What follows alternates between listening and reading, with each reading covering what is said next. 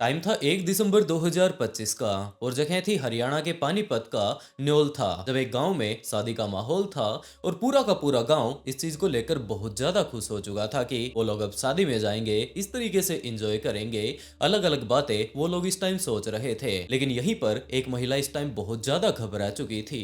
उसे कुछ भी समझ नहीं आ रहा था कि वो करे तो क्या करे, क्योंकि उसकी 6 साल की बेटी विधि अब उसे कहीं पर भी नजर नहीं आ रही थी। तो उसने कुछ ही देर बाद अपने पति संदीप के पास कॉल करके पूरी की पूरी घटना के बारे में बताया कि यहाँ पर अपनी बेटी को उसने सारी की सारी जगहों पर ढूंढ लिया है, लेकिन वो कहीं पर भी नहीं मिली। तो संदीप इस टाइम अपने भाई नवीन के साथ उसी शादी में बारात में इस टाइम जा रहा था। वो दोनों के दोनों एक ही गाड़ी में थे। तो संदीप ने अपनी पत्नी से ये बात कही कि हो सकता है अगर वो तुम्हारे साथ नहीं है तो वो मेरे साथ भी नहीं, लेकिन अपनी दोस्तों के साथ वो किसी और गाड़ी में बैठ गई होगी। अब वो आगे जाकर बारात में उतर ही जाएगी। लेकिन ये सभी बातें जब संदीप अपनी पत्नी को बोल रहा था तो दूसरी तरफ उसके दिमाग में भी ये बात आ रही थी कि उसकी 6 साल की बेटी इतनी बड़ी नहीं हुई है और ना ही वो कभी भी और दोस्तों के साथ जब वो खेलने लग जाती है तो पूरे तरीके से अपने माता पिता को भूल जाती। तो पता नहीं वो कहां पर चली गई। एक बार उसे इसी बात को कंफर्म कर लेना चाहिए। और उस बारात में जितने भी लोग इनके जान पहचान के जा रहे थे, क्योंकि वो सभी इसके रिश्तेदार थे, तो वो उन्हें काफी अच्छे से जानता था। और एक एक कर उसने सारे के सारे लोगों के पास कॉल करके ये बात पूछ ली कि क्या विधि उनके साथ है। लेकिन सभी लोगों ने मना कर दिया कि उनके बच्चे उनके साथ है, लेकिन इनके साथ विधि नहीं है। कुछ ही देर बाद संदीप इस बात से परेशान हो जाता है और उसने अपने भाई नवीन को पूरी की पूरी बातें बताई। नवीन ने तुरंत अपनी गाड़ी मोड़ ली और वो लोग वापस घर पर ही आने लगते हैं। और जितने भी लोगों से वो बता सकते थे कि इस टाइम विधि के बारे में कुछ भी नहीं पता कि वो गई तो गई कहां पर, जितने भी जान पहचान के इनके लोग थे उनसे वो लोग पूछताछ कर चुके हैं, लेकिन उनके साथ विधि नहीं है।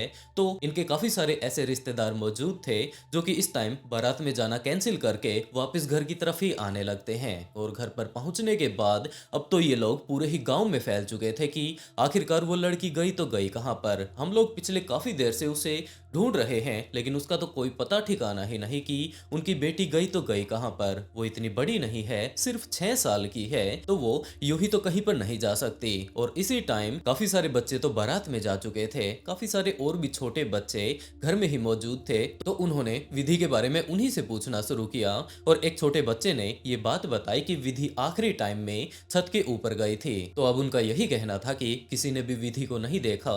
अगर इस लड़के ने देखा है तो एक बार हम लोग ऊपर ही जाकर चेक कर लेते हैं। वो लोग ऊपर जाते हैं, लेकिन ऊपर जितने भी यहाँ पर कमरे थे वो सारे के सारे बंद थे।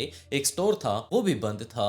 तो अब उन लोगों का यही अंदाजा था कि वो ऊपर तो आई होगी, लेकिन उसके बाद वो नीचे चली गई। और अभी तक अगर विधि नहीं मिली थी तो इसके परिवार के लोग उसकी काफी ज्यादा चिंता करने लगे थे। उनके मन में अलग अलग तरीके के सवाल आने लगे थे कि क्या उनकी बेटी ठीक ठाक भी है या नहीं। तो वो उन सारे के सारे कमरों को अब खोलकर अंदर की तरफ देखने लगते हैं कि हो सकता है किसी ने उसे अंदर ही बंद कर दिया हो। और इसी टाइम उन लोगों ने जब उस स्टोर को खोलकर देखा तो उनकी आंखें फटी की फटी रह जाती हैं, क्योंकि सामने एक पानी का टब भरा हुआ था और उसके अंदर विधि का मुंह डूबा हुआ था। उसका पूरा का पूरा शरीर टब के बाहर था। वो टब ज्यादा गहरा नहीं था, सिर्फ और सिर्फ 1 से 1.5 फुट का वो ज्यादा से ज्यादा रहा होगा। और इसी के अंदर इस टाइम विधि डूबी हुई थी। ये चीज देखने में काफी ज्यादा अजीब थी। और इसी टाइम विधि के दादा पाल सिंह यहाँ पर आ जाते हैं और उन्होंने जब इस पूरी की पूरी सिचुएशन के बारे में पूछा कि आखिरकार ये लड़की यहाँ पर कैसे आ गई, तो सबसे बड़ा सवाल तो ये था कि जिसने आकर ये दरवाजा खोला था उसने ये बात कही कि ये दरवाजा तो बाहर से बंद था और हो सकता है विधि यहाँ पर आकर खेलते खेलते डूब गई होगी। तो उसने अंदर रहते हुए बाहर से दरवाजा कैसे बंद कर दिया। पाल सिंह इस बात को लेकर कंफर्म हो जाता है कि इस लड़की ने अपनी जान नॉर्मली नहीं गंवाई, जबकि इसका तो काफी ज्यादा बेरहमी से किसी के द्वारा कत्ल किया गया है। तो यहाँ पर जितने भी उनके रिश्तेदार थे उन्होंने मना कर दिया कि ऐसा नहीं हो सकता। और वैसे पाल सिंह पहले सब इंस्पेक्टर थे, उसके बाद वो रिटायर्ड हो जाते हैं। तो उनके रिश्तेदारों का यही कहना था कि ये तो अपना पुलिस वाला दिमाग चला रहे हैं और ये एक नॉर्मल डेथ है। तो उसके बाद पाल सिंह ने कुछ एक ऐसी बातें यहाँ पर मौजूद लोगों से बतानी शुरू कर दी, जिसे कि सुनकर बाकी लोग भी कहने लगते हैं कि हाँ जरूर कुछ ना कुछ यहाँ पर गड़बड़ है। पाल सिंह ने ये बात कही कि ये टब लगभग 1 फुट ऊंचा है, इसके अंदर यहाँ पर पानी किस तरीके से आया होगा। और एक लड़की जो कि लगभग 6 साल की है, तो क्या तुम लोगों को लगता है कि एक छोटे से टब के अंदर जहां पर कि अगर वो आराम से बैठ भी जाती है तो पूरी पूरी गीली नहीं होगी, उसमें वो डूबकर अपनी जान गंवा देगी। और दूसरा सबसे बड़ा सवाल कि अगर इसने यहाँ पर डूबकर भी अपनी जान गंवाई है तो इसने बाहर से दरवाजा बंद कैसे कर दिया। इन सारे ही सवालों के जवाब किसी के पास भी नहीं थे। और कुछ ही देर बाद पुलिस ऑफिसर्स को यहाँ पर बुला लिया जाता है। पुलिस ने यहाँ पर मौजूद सारे के सारे संदिग्ध लोगों से पूछताछ करनी शुरू कर दी, लेकिन अभी ये बात कंफर्म ही नहीं हुई थी कि किसने इसकी जान ली होगी, जिसके चलते यहाँ पर शादी में जितने भी लोग आए थे पुलिस ऑफिसर्स उन्हीं से डिटेल से बातें करने लगते हैं कि क्या आप लोगों ने कुछ एक अजीब चीजें देखी थी और आखिरी टाइम में आप लोग कहां पर थे। और उसी टाइम नवीन की पत्नी पूनम का नाम सामने आता है। कुछ एक महिलाओं ने ये बात बताई कि पूनम ऊपर से उतर कर आई थी और हम लोगों ने ये चीज थोड़ी अजीब देखी थी कि इसके कपड़ों पर पानी लगा हुआ था। तो हम लोगों ने यही बात पूछी कि वो कहां पर गीली हो गई। पूनम ने ये बात कही कि उसके ऊपर पानी बिखर गया था। तो कुछ एक और महिलाओं ने जब पूनम के साथ बातें की थी तो उनका ये कहना था कि नहीं नहीं, इसके ऊपर पानी नहीं बिखरा, जबकि इसने हमें ये बताया था कि इसके ऊपर तो दूध गिर गया था। तो इसने पानी के साथ वो दूध साफ करने की कोशिश की, इसके कपड़े कुछ ज्यादा ही गीले हो जाते हैं और उसके बाद जाकर इसने अपने कपड़े बदल लिए थे। तो पुलिस को अब पूनम के ऊपर ही शक होने लगता है। पुलिस ने सारे के सारे लोगों से पूछताछ कर ली थी और जब पूनम से पूछताछ की जाती है तो एक ही बात के वो अलग अलग जवाब दे रही थी। कभी तो कुछ बोल देती, कभी कुछ बोल देती। और पुलिस ऑफिसर्स को अब पक्का शक हो चुका था कि इस महिला के ऊपर शक हो रहा है। ये खुलकर कुछ भी पुलिस ऑफिसर्स को बता भी नहीं रही है। तो पुलिस ने पूनम को अपनी हिरासत में ले लिया और उससे और ज्यादा जब पूछताछ की जाती है तो काफी सारी और भी बातें पूनम के बारे में पुलिस ऑफिसर्स के सामने आती है। ये बात पता चलती है कि 2023 में भी इसके सामने 2 बच्चों ने डूबकर अपनी जान गंवा दी थी। अभी कुछ एक दिन पहले एक लड़की ने अपनी जान गंवा दी, वहां पर भी पूनम मौजूद थी। हम वहाँ मेरे मामा के लड़की की शादी थी 30 तारीख की और 1 तारीख को लड़के की बारात थी। जिस लड़के की शादी थी, हम जैसे 30 तारीख को तो शादी में आ गए थे, ये 30 तारीख को आई थी अपने घर से वहाँ गार्डन में। वहाँ से फिर ये इसको घर ले गए। अगले दिन बारात चढ़नी थी। जब बारात से पहले 2 पूजा होती है ना, ये उसी टाइम पे मेरी लड़की को बहका के ले गई। पुलिस वालों ने पूछा, हमने बता दिया कि जी ये इसी पे शक है हमें, क्योंकि इसने शिवा गाँव में मैंने सारी बता दी उनको। जैसे शिवा गाँव में भी अभी 2-3 महीने पहले एक लड़की इसके पास सो रही थी, वो भी पानी की होदी में मिली है। हमारे गांव में 2 बच्चे, मेरी बहन की वो गुड़िया थी और ये भाई का लड़का था नवीन का, वो भी वहाँ होदी में पानी में, सबका पानी का कनेक्शन था। मेरी लड़की जो डूब गई ना, उस पर फिर मेरे को और शक हो गया। मैं कहा हमारे घर में 3 वारदात में ये मौजूद है और वही सस्पेक्ट हो सकती है। बस वो बता रही है सुंदर लड़कियां पसंद नहीं थी। हमें तो पता नहीं था, अगर हमें ऐसा कुछ थोड़ा सा भी भनक लग जाती हम अपने बच्चों को ऐसे नहीं छोड़ते। उस समय इसलिए शक नहीं हुआ क्योंकि उसने अपने लड़के को भी साथ में डुबो दिया है उसके थोड़ी देर बाद लड़की के, कि मेरे पे शक ना हो। इसलिए उसने लड़के, हमें इसलिए शक नहीं है कि भाई कोई अपनी माँ अपने बच्चे को क्यों मारेगी। हाँ, और भी ये इसके तो टारगेट थे और भी आगे। इसने क्या करा, वहाँ जहाँ इसको दिखा गया है यूपी, वहाँ भी ये खुद ही बोली है कि मैं वो फलाना फलाना बोल रही हूँ तुम्हारे गांव का ही, और बोला मैं नहीं मारे वो बच्चे, मैं तुम्हारा नाश करूँगी। हमने सोचा इसके अंदर आत्मा है, पर ये वहाँ से भी डाइवर्ट कर रही थी हमें जाके कि हमारा माइंड उधर ही घुमा रहे और ये घर में अपना काम करती रहे। और आखिरी टाइम में यहाँ पर जो इस लड़की ने अपनी जान गंवाई है, यहाँ पर तो पूनम का खुलकर नाम सामने आ रहा है कि आखिरी टाइम में इसे ही उसके पास देखा गया था। तो पुलिस ऑफिसर्स ने अब ऑफिशियल तौर पर अच्छे से उसे हिरासत में ले लिया और उससे पूछताछ करनी शुरू कर दी। पूनम पुलिस के सामने ज्यादा देर तक नहीं रुकी और उसने सारी की सारी चीजें डिटेल से बतानी शुरू कर दी कि हाँ जनाब, आप लोग और ज्यादा मशक्कत मत कीजिए, मैंने ही ये सारे के सारे कत्ल किए हैं। पूनम ने विधि के कत्ल के साथ साथ 3 जो और कत्ल हुए थे उनके लिए भी हाँ भर ली कि हाँ विधि को भी उसी ने मारा है। और इसके साथ साथ पहले जो इनके परिवार में 3 बच्चे अपनी जान गंवा चुके हैं उसका भी कारण पूनम ही है। और जब पुलिस ने पूनम से इन सारी ही कत्ल के बारे में डिटेल से पूछना शुरू किया कि तुमने किस व्यक्ति को किस टाइम और किस तरीके से मारा, तो पूनम ने अपनी पूरी की पूरी कहानी पुलिस ऑफिसर्स के सामने रख दी। उसने ये बात बताई कि उसने सबसे पहला कत्ल, पूनम ने अपना पहला कत्ल नवंबर 2023 में किया था, जब इसकी ननंद की बेटी इनके घर पर आई हुई थी। दूसरी तरफ वो इस चीज को लेकर भी बहुत ज्यादा परेशान थी कि जब पूनम पहली बार शादी होकर इस घर में आई थी तो इसके घर परिवार वाले लोगों का, कुनबे वाले लोगों का ये कहना था कि पूनम सच में ही बहुत ज्यादा खूबसूरत है। ही दिन बाद इनके घर पर एक छोटा सा लड़का हो जाता है, लेकिन जैसे जैसे वो लड़का बड़ा हो रहा था तो पूनम के परिवार वालों का ये कहना था कि जितनी सुंदर पूनम है उतना सुंदर इसका बेटा नहीं है। और कुछ एक इसी तरीके की बातें कभी कभार पूनम के घर वाले पूनम को बोल दिया करते थे, लेकिन पूनम इस चीज को लेकर बहुत ज्यादा गुस्सा हो जाया करती थी। अंदर ही अंदर गुस्सा भर जाया करता था कि वो अगर इतनी ज्यादा सुंदर है तो उसका बेटा सुंदर क्यों नहीं है। वो इस चीज को लेकर थोड़ी परेशान भी रहा करती थी। और धीरे धीरे कर जैसे जैसे इनके परिवार के और बच्चे बड़े होने लगते हैं तो जब भी घर परिवार के लोग इकट्ठा होते तो दूसरे बच्चों को परिवार के लोग ये कहने लग जाते कि ये लड़की कितनी ज्यादा खूबसूरत है, ये बच्चा कितना ज्यादा खूबसूरत है। और कभी भी पूनम के बेटे की वो लोग बड़ाई नहीं किया करते थे। और इस चीज को लेकर पूनम के अंदर गुस्सा भरा हुआ था कि कुछ ही दिन बाद ये लोग मुझे भी भूल जाएंगे कि वो कितनी ज्यादा खूबसूरत है।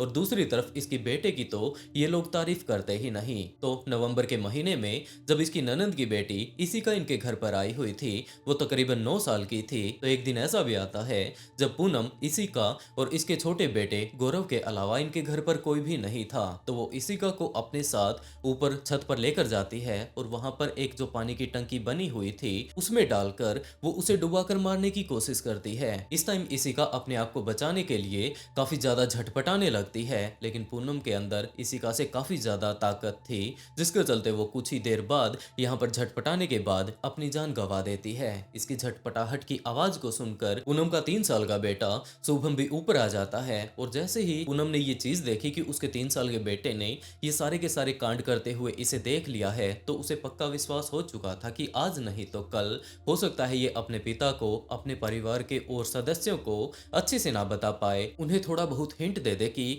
उसकी माँ ने ही इसिका को मारा है। तो वो रिस्क तो बिल्कुल भी नहीं लेना चाहती थी। दूसरी तरफ इसके परिवार वालों का तो ये कहना था कि इसका बेटा ज्यादा खूबसूरत भी नहीं है, तो वो एक तरीके से इससे पीछा ही छुड़वाना चाहती थी, जिसके चलते उसने अपने बेटे को भी उठाया और उसी पानी की टंकी में डुबो दिया। उसके बाद नीचे आकर अपने कपड़ों को सुखाकर वो दोबारा से काम लग जाती है। और जब इसके परिवार वाले वापस घर पर आते हैं, पूछने लगते हैं कि इसिका कहाँ पर है, शुभम कहाँ पर है, तो उसने यही बात कही कि वो दोनों यहीं पर खेल रहे थे, यहीं पर खेल रहे होंगे। लेकिन कुछ ही देर बाद इनके परिवार वालों को ये बात पता चलती है कि इन दोनों ने तो यहाँ पर पानी की टंकी में डूबकर अपनी जान गंवा दी है। ये पूनम का पहला हादसा था जो कि उसने अपने परिवार वालों को दिया था, लेकिन परिवार वाले यही बात सोच रहे थे कि हो सकता है उसने इसिका की जान ली होगी, लेकिन दूसरी तरफ वो अपने बेटे शुभम को भी क्यों मारने लगी। तो अब पूरे के पूरे घर वालों का यही अंदाजा था कि जरूर शुभम पानी में गिर गया होगा, इसिका उसे बचाने की कोशिश कर रही होगी और उसे बचाने की कोशिश में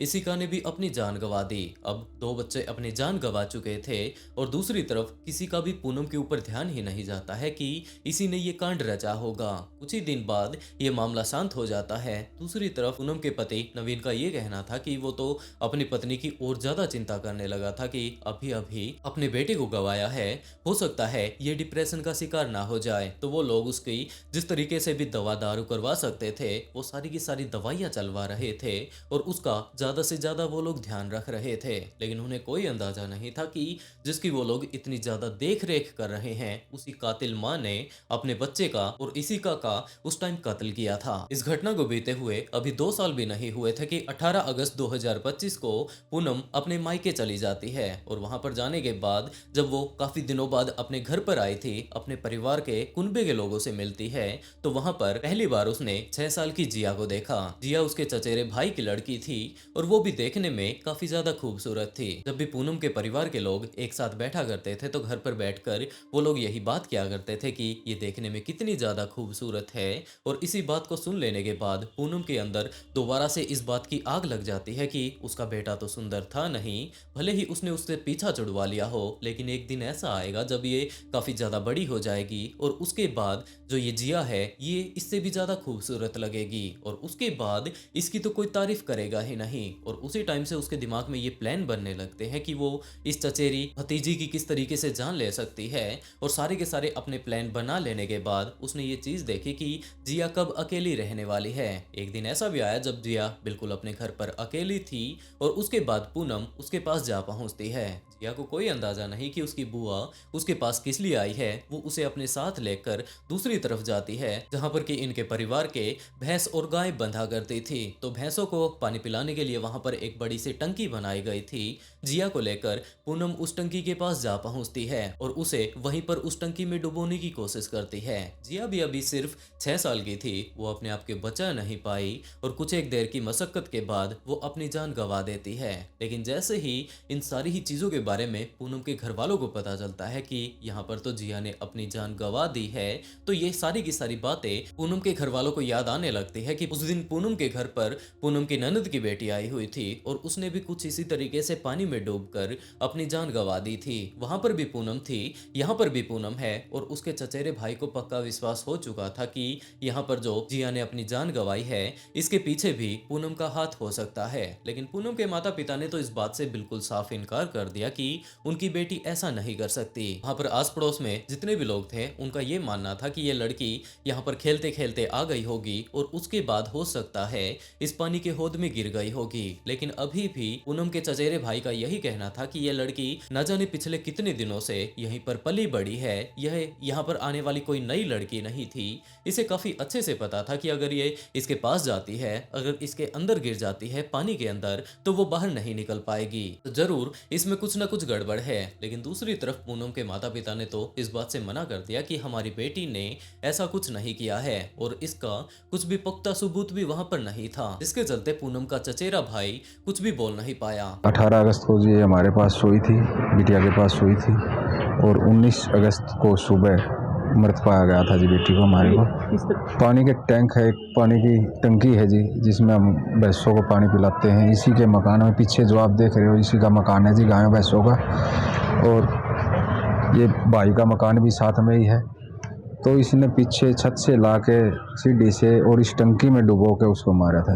बस ये ढूंढ रहे थे जी, सुबह जैसे लड़की को नहीं पाया, ढूंढते समय क्या नाम है 5 बजे जैसे ही उठे पूरे परिवार वाले, ढूंढने के बाद टंकी में जैसे घर का ताला लगा हुआ था, बाहर जाने की कोई उम्मीद थी नहीं। अगर बच्चा कहीं बाहर नहीं निकला, घर से गायब हो गया। ढूंढते हुए छत पे गए और छत से जैसे देखा तो टंकी में दिखाई दी। इसने जी नोल था जो 1 तारीख को किया जी, उस दिन भी एकादशी ही है। मेरी बिटिया जो एक्सपायर हुई तो 19 अगस्त को, वो भी एकादशी का ही दिन था जी। और जो 2 बच्चे जो एक दिन एक्सपायर हुए 2023 में, जो जिसमें इस पूनम की ननद की लड़की थी और पूनम का लड़का भी था, उस दिन भी एकादशी थी जी। तो जी कहीं ना कहीं हमें ये शंका भी थी, ये एकादशी ही क्यों, और दूसरा जी पानी ही क्यों, क्योंकि मर्डर करने के रास्ते तो और भी हैं। तो जी कहीं ना कहीं मतलब शंका ये थी कि कोई तांत्रिक सिस्टम हो सकता है, उनके संपर्क में हो सकते हैं। और उसके बाद 1 दिसंबर को सारी की सारी चीजें दोबारा से उसके सामने आ जाती है। जब वो अपने मामा के लड़के की शादी में यहाँ पर तैयार होने के लिए आई थी, उसका पति नवीन और उसका भाई संदीप बारात में जाने की अब तैयारी ही कर रहे थे। वो लोग टाइम से बारात के लिए निकल भी पड़ते हैं क्योंकि उनका यही अंदाजा था कि विधि तो अपनी माँ के साथ आने वाली है। और बारात में जाने से पहले नवीन ने अपनी पत्नी पूनम से ये बात भी पूछी थी कि वो बारात में जाने के लिए तैयार हो जाए, लेकिन उस टाइम पूनम ने इस बात से मना कर दिया क्योंकि इस टाइम विधि उसका टारगेट थी। यहाँ पर काफी सारे और भी बच्चे आए हुए थे, बच्चे काफी ज्यादा खूबसूरत थे, छोटे मोटे चुलबुले बच्चे थे। और जैसे ही वो शादी के लिए तैयार होते हैं तो अलग अलग तरीके से छोटे छोटे फ्रॉक वो पहन लेते हैं। वो देखने में सच में ही काफी ज्यादा खूबसूरत लग रहे थे। लेकिन उसी टाइम कुछ एक लोगों ने विधि की उस टाइम तारीफ कर दी, जिसे कि सुनकर पूनम के दिल में दोबारा से आग बच जाती है कि ये सारी की सारी बातें ये लोग क्या बोल रहे हैं। और उसके बाद उसने पक्का ठान लिया था कि वो विधि को जिंदा तो नहीं छोड़ने वाली है। उसने अपने पति नवीन से ये बात कह दी कि वो शादी में नहीं जा पाएगी, उसकी थोड़ी तबीयत खराब है, तो यहाँ पर पीछे से जो बूढ़ी महिलाएं रह जाएंगी वो उन्हीं के साथ बैठकर यहाँ पर गीतों में भाग ले लेगी। तो नवीन को इस चीज में कोई दिक्कत नहीं थी और वो अपने भाई संदीप के साथ बारात के लिए निकल पड़ता है। पूनम ने आकर विधि की तरफ देखा कि ये यहाँ पर पैड़ियों में खेल रही है, तो वो सबसे पहले तो ऊपर स्टोर में जाती है। वहां पर एक छोटा सा जो बच्चों को नहलाने के लिए एक गुब्बारे जैसा वो टब होता है, उसमें काफी सारा पानी भर लेती है और उसके बाद आधी तक नीचे आ जाती है। पैड़ियों में खड़ी होकर उसने विधि से ये बात कही कि एक बार वो ऊपर आ जाए, उसे उससे काम है। विधि उसे काफी अच्छे से जानती थी क्योंकि वो उसकी चाची थी तो हो सकता है चाची को कुछ ना कुछ काम हो, विधि ऊपर चली जाती है। लेकिन ऊपर जाने के बाद वो विधि को जबरदस्ती पकड़कर उस स्टोर में लेकर जाती है जहां पर कि उसने वो पानी का टब इस टाइम भर लिया था और वो उसे वहीं पर डबोकर मार डालती है। विधि भी अपने आप को बचाने की पूरी कोशिश करती है लेकिन वो अपने आप को बचा नहीं पाती और इसी टाइम विधि जब अपने आप को बचाने की कोशिश कर रही थी, हाथ पैर वहां पर पानी में मार रही थी, तो काफी सारा पानी जाकर पूनम को लग जाता है और यही कारण था कि पूनम उस टाइम गीली हो जाती है। और पूनम जब अपने कपड़े बदलने के लिए पैड़ियों से नीचे आती है तो कुछ एक महिलाओं ने यही बात उससे पूछी कि वो इस तरीके से कहां पर गीली हो गई। पूनम उस टाइम बिल्कुल भी नहीं घबराती, उसने यही बात कही कि उसके ऊपर थोड़ा सा पानी गिर गया था। दूसरी महिला ने पूछा तो उसने ये बात कह दी कि उसके ऊपर थोड़ा दूध बिखर गया था। तो उसने जैसे ही दूध को साफ करने की कोशिश की तो जितना भी पानी उसने दूध साफ करने के लिए खुद के ऊपर डाला था वो सारा का सारा पानी अब इसके कपड़े पी चुके हैं, जिसके चलते उसने जाकर अपने कपड़े बदले और उसके बाद वो जाकर उन्हीं महिलाओं में बैठ जाती है जो कि वहां पर बैठकर गीत गा रहे थे। लेकिन कुछ ही देर बाद विधि की माँ विधि को ढूंढते ढूंढते यहाँ पर आ जाती है। विधि यहाँ पर नहीं मिली, बाहर नहीं मिली और कुछ ही देर बाद परेशान होकर उसने अपने पति संदीप के पास कॉल कर दिया। संदीप ने अपने बाकी रिश्तेदारों से इस बारे में पूछा कि क्या उनके साथ विधि है, उनके बच्चों के साथ हो सकता है वो खेल रही हो, लेकिन सभी ने इनकार कर दिया। और आखिरी टाइम में विधि के दादा रिटायर्ड एसआई पाल सिंह जब यहाँ पर आते हैं तो उन्होंने इस सारी की सारी चीजों को देख लेने के बाद कि